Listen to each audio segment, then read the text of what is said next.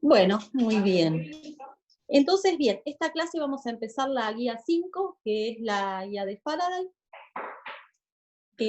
Vamos a empezar haciendo un mini repaso de la teórica. La mayoría de los ejercicios de esta guía están dirigidos a calcular la fuerza electromotriz, y dentro de este cálculo es importante distinguir dos situaciones.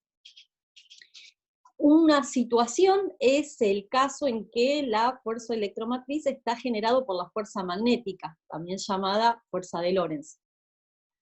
En ese caso, la FEM se calcula como la integral de la velocidad, producto vectorial del campo magnético, y ese vector, producto escalar diferencial camino, ¿sí? Y un ejemplo de este tipo de fuerza electromotriz es una barra conductora con velocidad v, siendo la velocidad perpendicular a un campo magnético, ¿sí? O, en general, cualquier tipo de circuito con velocidad que sea perpendicular a un campo magnético. La otra situación es el caso en que la FEM esté generado por un flujo de campo magnético variable en el tiempo. Y acá, dentro de esta categoría, tenemos que también distinguir dos situaciones. Una es la situación en la cual el campo magnético es un campo magnético variable con el tiempo, o el otro caso es que tenemos un campo magnético que no es variable con el tiempo, pero lo que se está modificando con el tiempo es la superficie que es atravesada por este campo magnético. En ambos dos casos, la FEM se calcula con esta expresión, como menos la derivada del flujo del campo magnético respecto del tiempo, y ejemplos de este caso puede ser una espira en un campo magnético variable en el tiempo, o un circuito que se mueva con una velocidad v en presencia de un campo magnético estático perpendicular a esa velocidad, ¿sí? A lo mejor este último caso se puede confundir a veces con el primer caso, ¿sí? En el primer caso en realidad se refiere más bien a objetos con velocidad, no a circuitos, ¿sí? Y el segundo de los casos a circuitos que se están moviendo con el tiempo, ¿sí? Sería el caso en que la superficie que está siendo atravesada por el campo magnético es la que está variando. Y a modo de breve repaso de qué tiene que ver esto con la ley de Faraday, ¿sí? Porque yo no la mencioné acá y me parece importante mencionarla. Igual esto es como un repaso de la teórica, si me quieren hacer alguna pregunta, por supuesto, pregúntenme, pero no quiero volver a repetir una teórica, ¿sí? Simplemente recordar que la FEM, de manera genérica, siempre la puedo escribir como la integral de E, de L, ¿sí? Y esto, por la ley de Stokes, la puedo escribir siempre como la integral del rotor de E, en la superficie que está definida por ese camino. Y ahora sí, voy a aplicar la ley de Faraday, ¿sí? Que me relaciona, lo que me dice la ley de Faraday es que el rotor de E es igual a menos la derivada del campo magnético respecto del tiempo. Entonces reemplazo el rotor por el campo magnético respecto del tiempo en esta expresión. Para los que recién están entrando, bueno, les comento igual que el video lo vamos a postear, y el PDF lo vamos a poner, así que no se preocupen que no se perdieron nada, y además estamos en la parte teórica, digamos, repaso de la teórica. Entonces, retomando, teníamos la FEM, que la escribimos de forma genérica,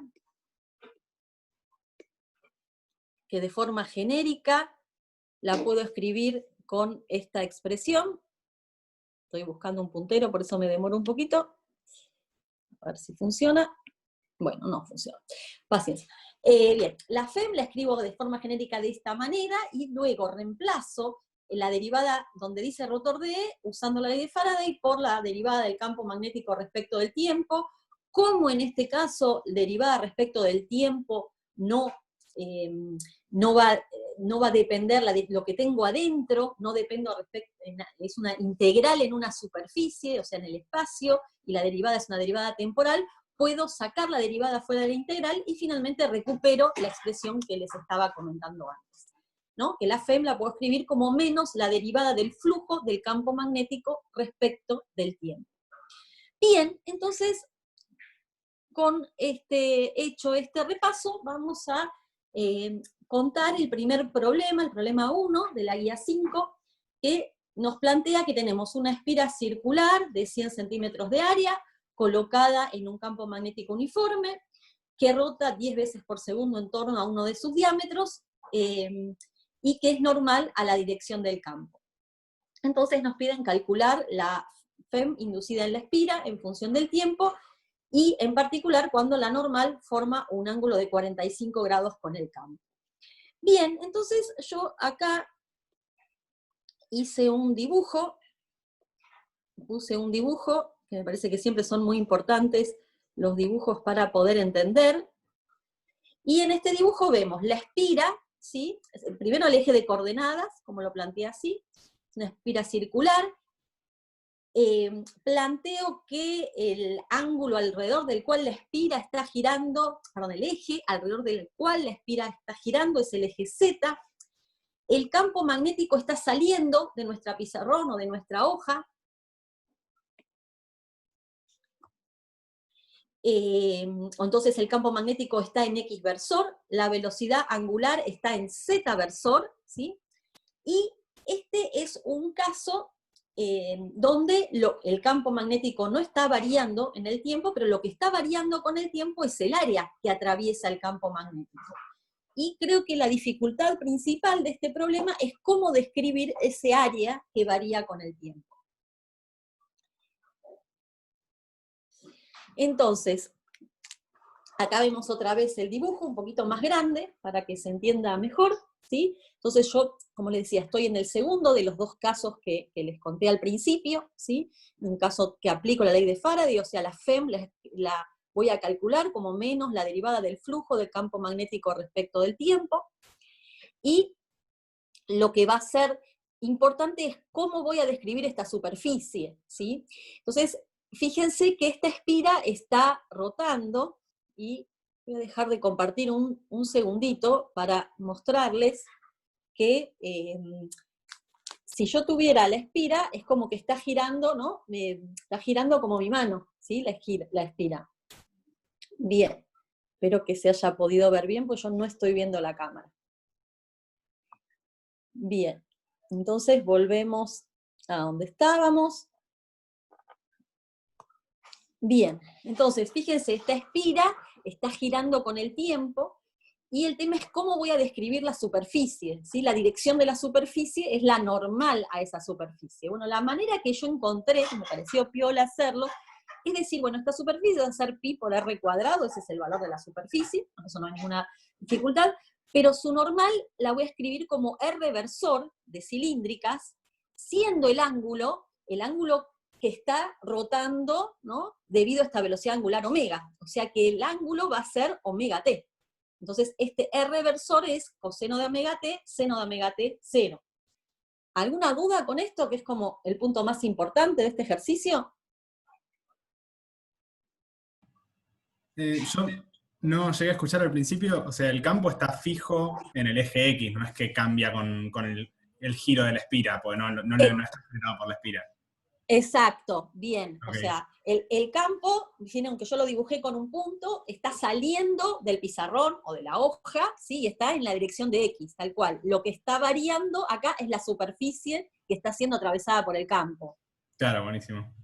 Y entonces justamente yo les decía, lo más difícil para mí, desde mi punto de vista de este ejercicio, es cómo describir, ¿no? La normal a la superficie que le está variando con el tiempo. Y la manera que a mí se me ocurrió fue esta, escribirlo como un R versor de cilíndricas, ¿sí? Donde el coseno con d phi es omega t. Claro. ¿Se entiende esto? Sí, buenísimo. Yo no veo por qué eso lo describe. ¿Cómo? O sea, yo no veo por qué ese sería eso. Tampoco veo bien cuál sería ese. Es toda, Bien, ese es la superficie de la espira. ¿Estamos de acuerdo con eso? Sí. Okay. Bien. Y que vale pi r cuadrado, eso también estamos de acuerdo. Sí. Bien, ahora viene la parte difícil, que es que esta espira está girando, ¿sí? Lo que le voy a poner, porque es ese vector, o sea, es la espira con la dirección que es Ya lo casé. Listo. normal a su superficie. Bueno, pero por si alguien no lo casó, ¿sí? O sea, el R versor es la normal a la espira en todo momento, ¿sí? Bien. Bueno, si alguien no lo entendió bien y no se anima a preguntar ahora, por supuesto que puede preguntarlo después cuando charlamos en grupo, o si lo quiere preguntar un ratito más tarde, también lo puede hacer. Bien, entonces estamos de acuerdo con que esta normal a la superficie es este R versor. Y bueno, entonces ahora ya tenemos casi todos los ingredientes. El B es constante, va en X versor, ¿sí? Y entonces escribo el flujo de B como la integral de B de S, ¿sí? Y esto directamente no me molesto en escribir la superficie porque es algo fácil, entonces que escribo directamente B escalar S, ¿sí? Acá lo que estoy escribiendo es B, producto escalar, la superficie, que es lo que discutimos, la expresión que discutimos recién, y bueno, y eso lo que hago un producto escalar entre X versor y R versor, como R versor lo habíamos definido como coseno de omega t, seno de omega t, me va a quedar B0 pi R cuadrado coseno de omega t. Entonces ya tengo la expresión del flujo del campo magnético con respecto al tiempo. Para calcular la FEM simplemente tengo que derivar esta expresión respecto del tiempo.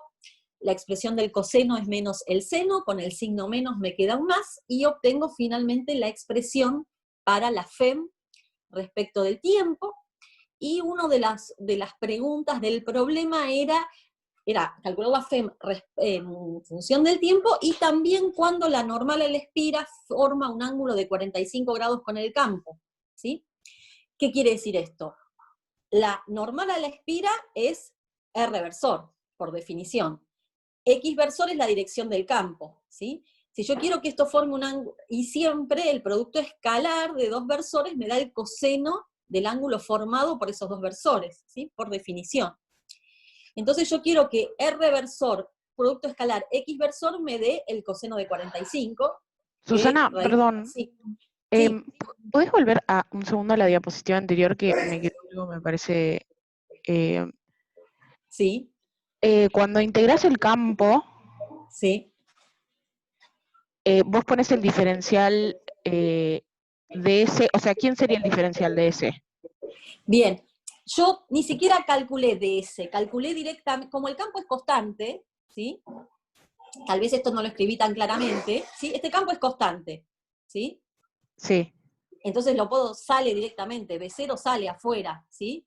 Y lo que me queda para resolver es el producto escalar entre la dirección del campo y la dirección de la superficie, y calcular la superficie.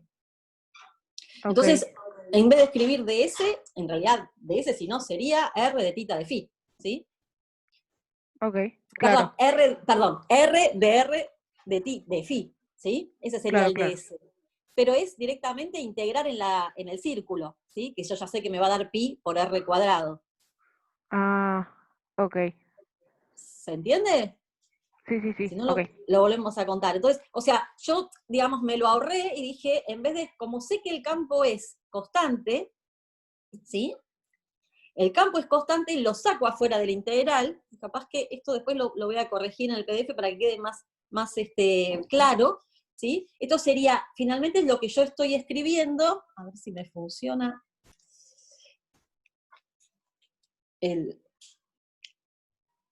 lo cual puedo escribir, no me funciona, bueno, no importa.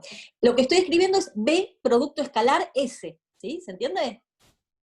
Sí, buenísimo. Porque B no depende de la superficie. Si B fuera un B variable, no puedo hacer esto. Tengo que escribir el diferencial superficie y hacer la integral como Dios manda, ¿sí?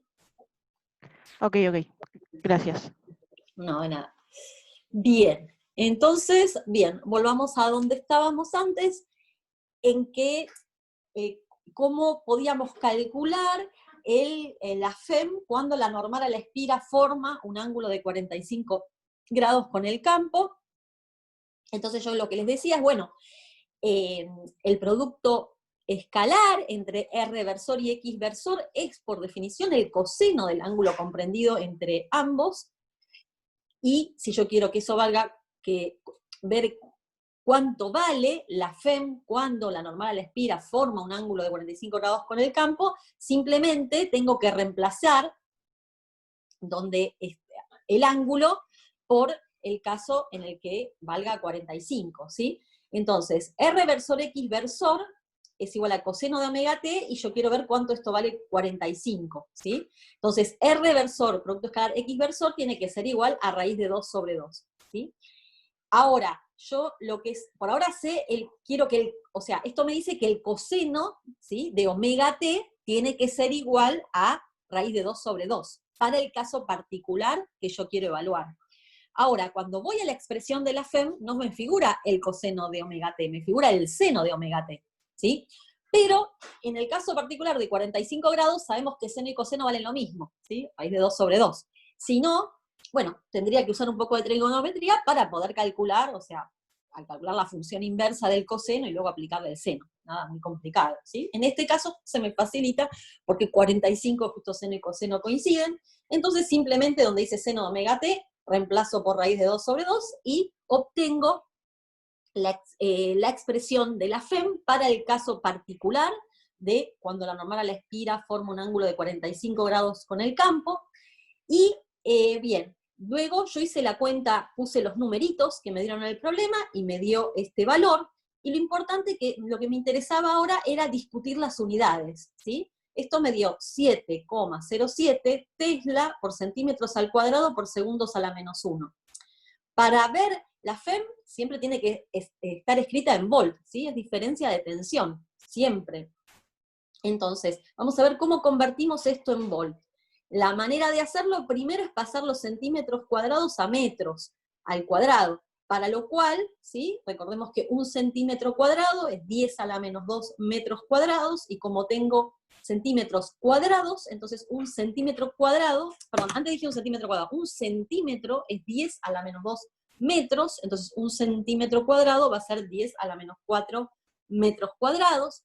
Entonces me queda 7,07 por 10 a la menos 4 Tesla, metros cuadrados, segundos a la menos 1, y recordemos la relación entre el Tesla, los newton, o sea, un Tesla lo puedo escribir como un newton por metros a la menos 1, ampera a la menos 1, ¿sí? Entonces reemplazo donde dice Tesla por newton, metros a la menos 1, ampera a la menos 1, como tenía un metro cuadrado, me va a quedar un metro a la 1, ¿sí? Y sigo teniendo ampera a la menos 1, y tengo el ampera a la menos 1 que venía del Tesla, y el segundo a la menos 1 que venía de la expresión general. Después me tengo que acordar que ampere siempre lo puedo escribir como coulomb sobre segundos. Entonces, si tengo un coulomb sobre segundos, pero además son segundos multiplicando al ampere, entonces se cancelan, y finalmente me queda newton por metros, que no es otra cosa que joules, por coulomb a la menos 1. Y joules por coulomb a la menos 1 no es otra cosa que el volt, que es la unidad en la cual está expresada la FEM. O sea que finalmente obtengo que la FEM, para el caso particular, que el coseno que el ángulo que forman la normal con la espira y el campo sea 45 grados, es este valor de acá, 7,07, 10 a la menos 4 volt. Más allá del numerito, es importante el tema de las unidades, y que se pongan cancheros en ir pasando de unas unidades a otras. Y bien, la última parte del problema se las dejo para la resolución a ustedes, simplemente piden cuándo la FEM va a ser máxima y mínima, y bueno, fíjense que esto tiene una dependencia con el tiempo del tipo seno, o sea que simplemente se trata de buscar máximos y mínimos de la función seno. Me parece que no es algo difícil para hacer para ustedes. Susana, Bien, perdón, sí, te hago una pregunta. sí, claro. Quizás estaba en el enunciado, pero ¿por qué sacaste el valor para la espira con un ángulo de 45 grados en particular? Porque es lo que me pedía el problema. Ah, ok, listo. Es lo que me pide específicamente eso el problema. Ah, buenísimo.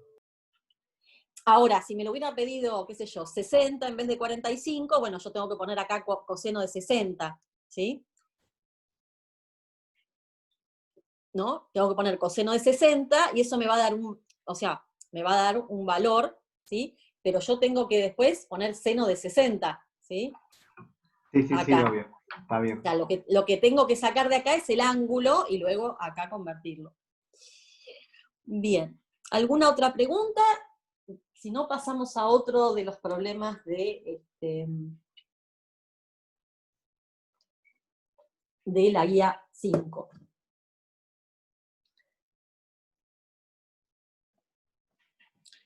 Bien.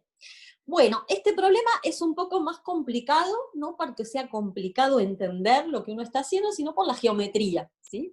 Creo que toda esta guía tiene algún desafío en cuanto a que la geometría se complica un poco. Bueno, parece que es un buen ejercicio para ustedes. El problema es el siguiente. Tenemos un cable rectilíneo muy largo, esto quiere, cuando decimos muy largo, quiere decir que se puede aproximar pues cuando calculemos, por ejemplo, el campo magnético, vamos a poder aproximarlo por el valor del campo magnético de un hilo infinito. Dice que conduce una corriente de 1 ampere. A 1 metro del cable se encuentra el extremo de una aguja de 20 centímetros de largo que gira en torno de ese extremo en el plano del cable, ¿sí? ¿No? Creo que es claro, ¿no? Ven acá la aguja que forma un ángulo θ con el eje Y, ¿sí? Los ejes los definí así, X, Y, Z, el X está saliendo, ¿no?, del pizarrón. Bien. Esta aguja entonces gira con una velocidad angular omega, y hay que calcular la FEM inducida entre los extremos de la aguja como función del tiempo. Bien, entonces, primer comentario, este problema corresponde al primer caso que yo mencioné, ¿no? Al caso en que la FEM inducida está producida por una fuerza magnética o fuerza de Lorentz, y la podemos escribir con esta expresión, la integral de B, producto escalar campo magnético, producto vectorial, producto escalar diferencial L, y los límites de la integral van a ser los extremos de la aguja. ¿Hasta acá se entiende?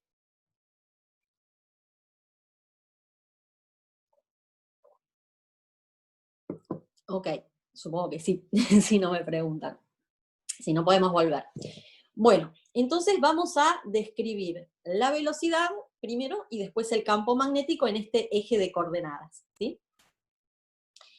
Entonces, acá puede ser que haya un poco de confusión por las letras, ¿sí? Porque el cable tiene acá una letra, es I, quiere decir I, y el largo de la aguja lo llamé L. Disculpen si eso tal vez confunde.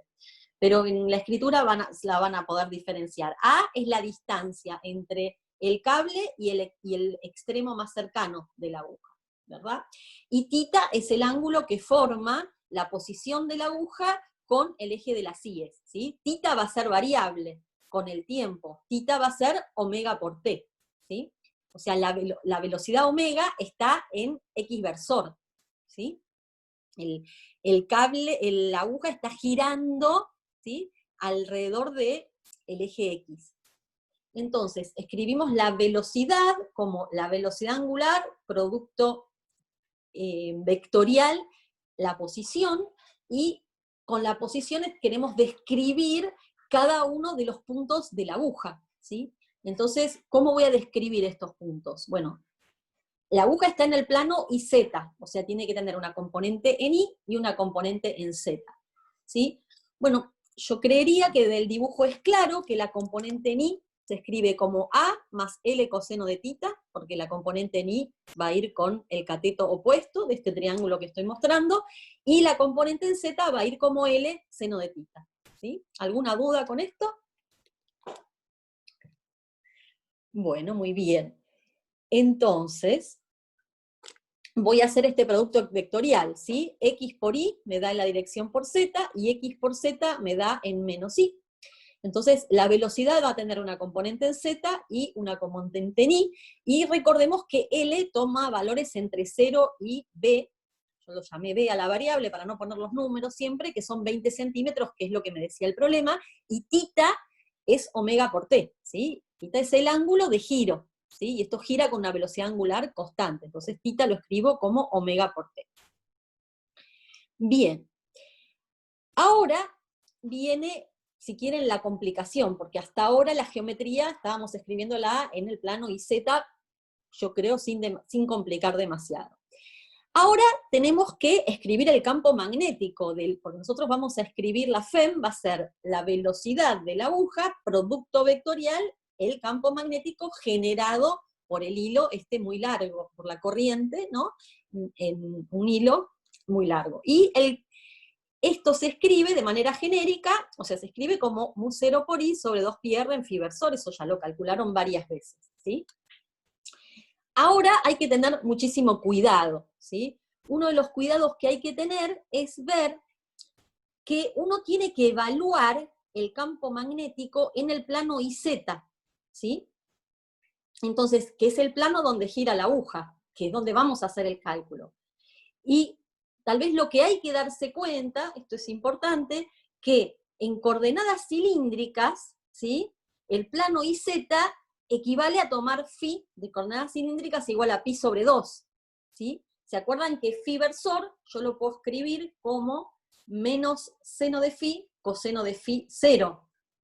Entonces si yo hago seno de pi sobre 2 me va a dar 1, y coseno de pi sobre 2 me va a dar 0.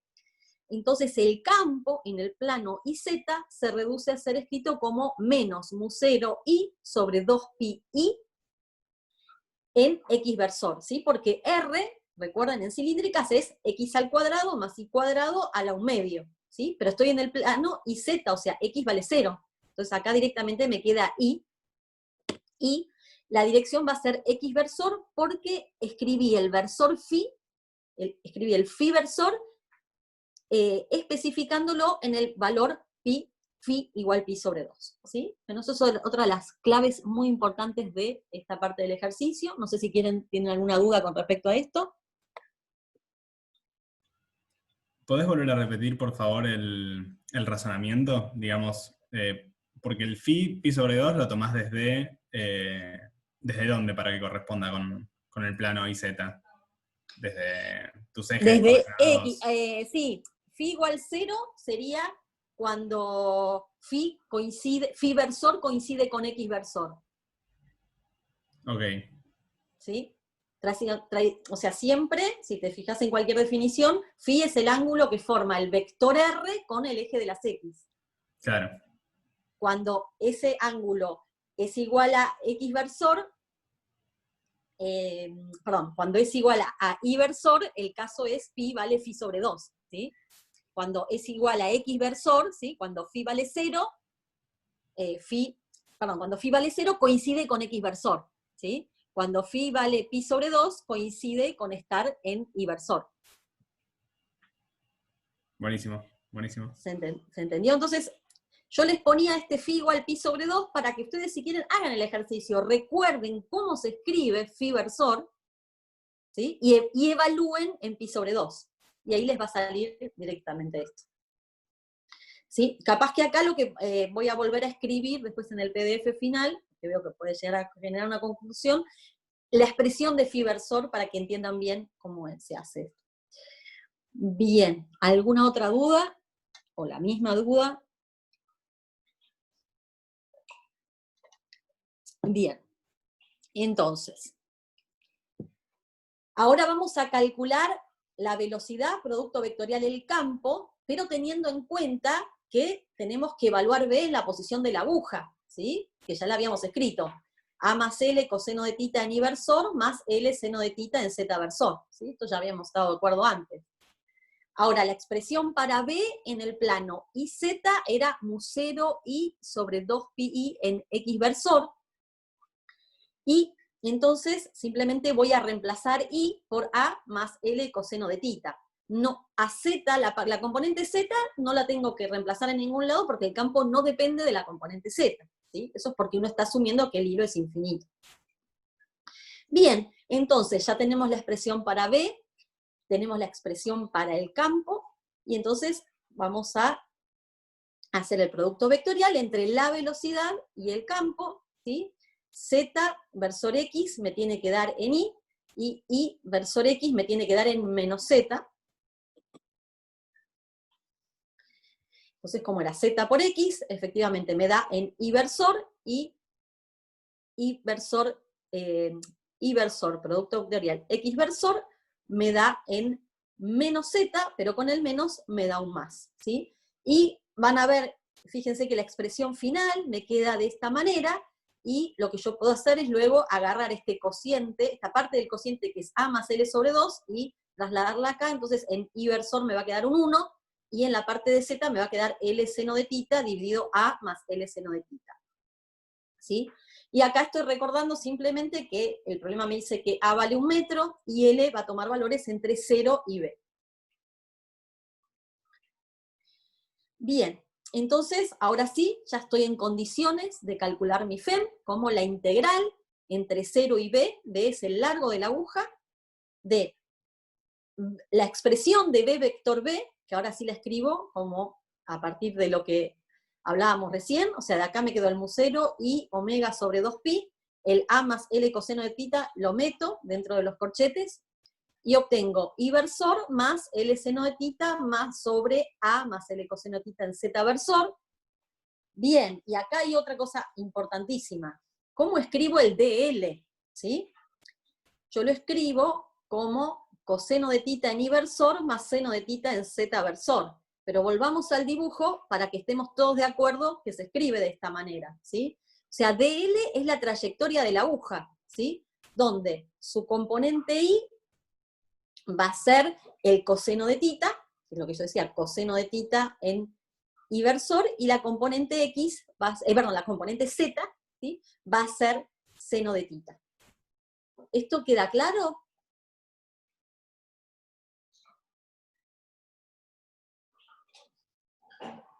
Sí, sí. Bueno, bárbaro. Genial. Entonces, ya estamos listos para calcular esta integral. Hay que hacer los productos escalares. Recuerden que en el caso de productos escalares, los productos escalares de versores ortogonales dan 0, y los de los paralelos dan 1, o sea que I versor con coseno de tita en I versor me va a dar un coseno de tita, y Z versor con Z versor me va a dar un L seno cuadrado de tita sobre A más L coseno de tita.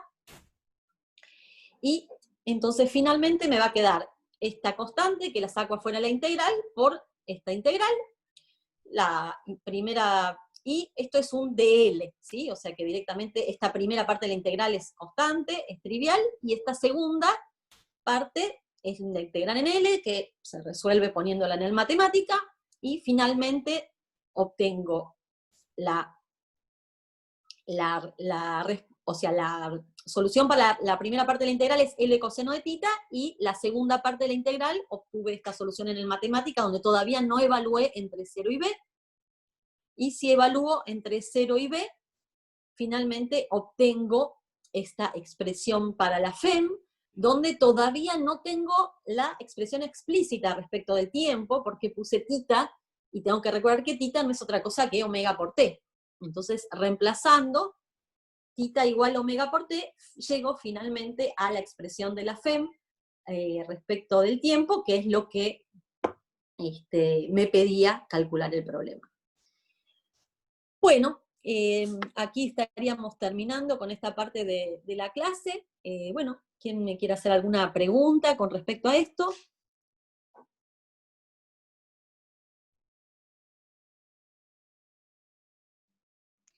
En sí, una Sí. especie de interpretación del resultado. La FEM esta sería como una especie de batería que estaría apareciendo en la aguja. No es una batería, lo sé, pero haría las de una batería que generaría una corriente en la aguja. Sí, es como una corriente batería. Si la aguja, chiquitita. claro, y la aguja no va a tener resistencia cero, o sea que típicamente es un circuito. Sí, es una... Pero no está cerrado. No, no está cerrada. Es una batería de alterna, porque es una batería variable en el tiempo, ¿sí? No es constante. Ok, buenísimo. No entendía muy bien cómo era una FEM en algo no cerrado, pero creo que entendí. Sí, un comentario que les quería hacer como genérico para esta guía, o sea, todos los problemas, un poco, por eso puse la primera parte, lo tienen que pensar es, a ver, hay una fuerza, tienen que pensar, este problema, a ver, ¿qué me plantea? ¿Una fuerza de Lorentz, o sea, un objeto con velocidad en un campo magnético? O, si tengo un campo magnético variable, a través de una superficie constante, bueno, es como la parte más trivial para entenderlo, ¿ok? Esto es el flujo, tengo que asociarlo con el caso de la FEM calculada como la derivada respecto del tiempo del flujo del campo magnético, o el primer problema que veíamos hoy, que es el caso de que el campo magnético es constante y lo que varía es la superficie, y ahí tengo que ver cómo me ingenio para escribir esa superficie variable en el tiempo. Pero la línea de ataque de cada uno de los problemas es pensarlo desde ahí, ¿no? ¿Cuál caso me está tocando? ¿Cómo lo evalúo? Bien, ¿alguna otra pregunta?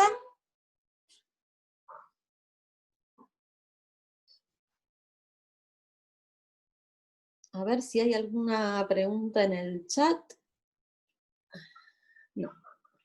Bueno, entonces voy a darles 5 minutos y voy a hacer la división en grupos, así pueden hacer consultas. Nos vemos en un ratito.